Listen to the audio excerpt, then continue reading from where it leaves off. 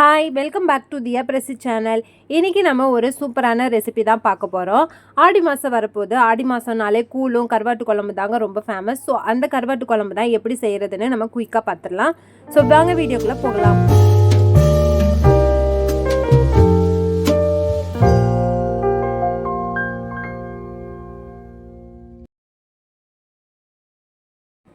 So இந்த கருவாட்டு குழம்பு செய்கிறதுக்கு தேவையான இன்க்ரீடியன்ட்ஸ் என்னென்னதுன்னு பார்த்துடலாம்.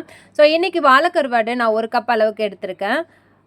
1 கப் அளவுக்கு சின்ன வெங்காயம் எடுத்திருக்கேன். சின்ன வெங்காயம் வந்து கருவாட்டு குழம்புல சேர்த்திங்கன்னா ரொம்ப டேஸ்ட்டாக இருக்கும். ஸோ சின்ன வெங்காயம் இருந்ததுன்னா சேர்த்துக்கோங்க, இல்லைன்னா பெரிய வெங்காயம் சேர்த்துக்கோங்க. பூண்டு ஒரு 20 கிராம் எடுத்திருக்கேன். புளி வந்து ஒரு சின்ன சைஸ், ஒரு குட்டி லெமன் சைஸ் அளவு எடுத்திருக்கேன். ஒரு 3 தக்காளியை வந்து இந்த மாதிரி கிரைண்ட் பண்ணி எடுத்திருக்கேன். 1/4 கிலோ அளவு கத்திரிக்காவை நான் இந்த மாதிரி பீஸாக கட் பண்ணி எடுத்திருக்கேன். நீங்கள் வந்து பெரிய சைஸாக கூட நீங்கள் சேர்த்துக்கலாம். ஸோ அவ்வளோதான். இப்போ வாங்க குழம்பு ரெடி பண்ணிடலாம். அதுக்கு நான் இன்றைக்கி மண் சட்டியில் தான் நான் செய்ய போகிறேன். மண் சட்டி நல்லா காஞ்சதும் ஒரு 2 ஸ்பூன் அளவுக்கு எண்ணெய் விட்டுக்கோங்க. எண்ணெய் நல்லா காஞ்சதோ ஒரு 1/4 ஸ்பூன் அளவுக்கு வெந்தயம் சேர்த்துக்கலாம்.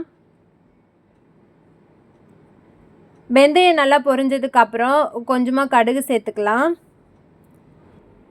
அடுத்தது கருவேப்பிலை, பூண்டு நல்லா இந்த மாதிரி தட்டிட்டு சேர்த்துக்கோங்க. பூண்டு நல்லா வதங்கினதுக்கப்புறம் நம்ம எடுத்து வச்சுருக்க சின்ன வெங்காயத்தையும் சேர்த்து நல்லா வதக்கிக்கலாம்.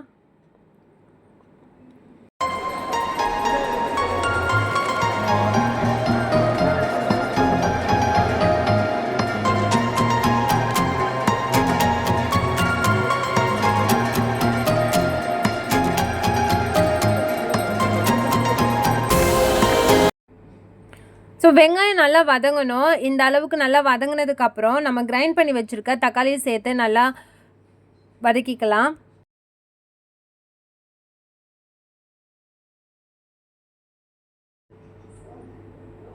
ஸோ தக்காளியும் நல்லா வதங்கிடுச்சு. அடுத்தது 1 ஸ்பூன் அளவுக்கு மஞ்சத்தூள் சேர்த்துக்கலாம்.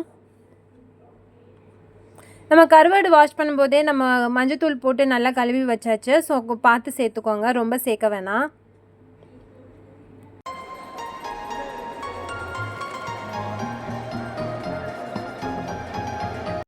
அடுத்தது கத்திரிக்காவும் சேர்த்து நல்லா வதக்கிக்கலாம். கத்திரிக்காய் வந்து நல்லா ஒரு பிஞ்சு கத்திரிக்காவாக இருக்கிற மாதிரி பார்த்துக்கோங்க. அப்போ தான் நல்லா சீக்கிரமாக வதங்கும், டேஸ்ட்டும் நல்லாயிருக்கும். ஸோ நல்லா வதங்கட்டும். ஒரு மூடி போட்டு ஒரு 5 மினிட்ஸ்க்கு அப்படியே விட்டுடலாம். இப்போ பார்த்தீங்கன்னா இந்த அளவுக்கு நல்லா வதங்கிடுச்சு. ஸோ இந்த ஸ்டேஜில் நம்ம வீட்டு குழம்பு மிளகாத்தூள் ஒரு 2 ஸ்பூன் அளவுக்கு சேர்த்துக்கலாம். நான் காரம் கம்மியாக இருக்குது, அதனால் நான் 2 ஸ்பூன் அளவுக்கு சேர்த்துருக்கேன். ஸோ அதையும் சேர்த்து நல்லா மிளகாத்தூளோட பச்சை வாசனை போகிற வரைக்கும் நல்லா வதக்கி விட்டுக்கோங்க. அடுத்தது நம்ம கரைச்சி வச்சுருக்க புளி தண்ணியையும் சேர்த்துக்கலாம்.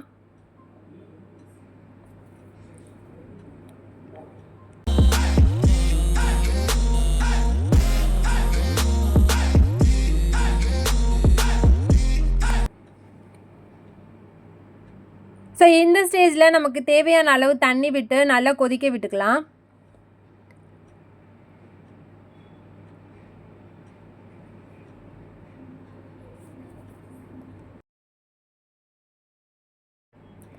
நான் இன்றைக்கி 2 கப் அளவுக்கு தண்ணி விட்டுருக்கேன்.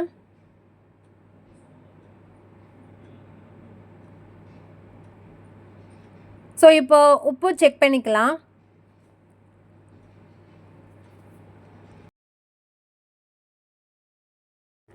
ஸோ ஒரு 10 நிமிஷத்துக்கு கொதிக்க விட்டதுக்கப்புறம் நம்ம எடுத்து வச்சுருக்க கருவாட்டையும் சேர்த்து கிளறி விட்டுக்கலாம். நான் இப்போ கருவாடு சேர்த்ததை வந்து நான் வீடியோ எடுத்துக்கல. ஸோ கருவாடு சேர்த்து ஒரு 10 நிமிஷம் அப்படியே விட்டுடலாம்.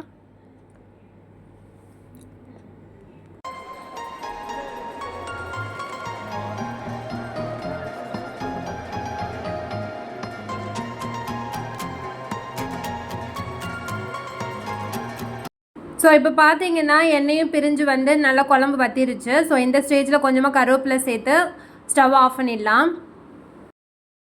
ஸோ அவ்வளோதான், இப்போ நம்ம கருவாட்டு குழம்பு ரெடி ஆகிடுச்சு. இதுக்கு சைட் டிஷ் பார்த்தீங்கன்னா இன்றைக்கி முட்டை ஆம்லேட் தான் நான் இன்றைக்கி எடுத்திருக்கேன். ஸோ 2 காம்பினேஷனும் சூப்பராக இருக்கும். நீங்களும் ட்ரை பண்ணி பாருங்கள். ட்ரை பண்ணி பார்த்துட்டு கமெண்ட் பாக்ஸில் கமெண்ட் பண்ணுங்கள். ஸோ இது போல் நிறைய இன்ட்ரெஸ்டிங்கான ரெசிபிஸ் பார்க்கணுன்னா தியா பிரசி சேனலை சப்ஸ்கிரைப் பண்ணி வச்சுக்கோங்க. சப்ஸ்கிரைப் பண்ணிவிட்டு பக்கத்தில் இருக்க பெல் ஐக்கானை மறக்காமல் கிளிக் பண்ணிவிடுங்க. அப்போ தான் நான் போடுற ஒரு வீடியோட நோட்டிஃபிகேஷனும் உங்களை ரீச் ஆகும். தேங்க்ஸ் ஃபார் வாட்சிங்.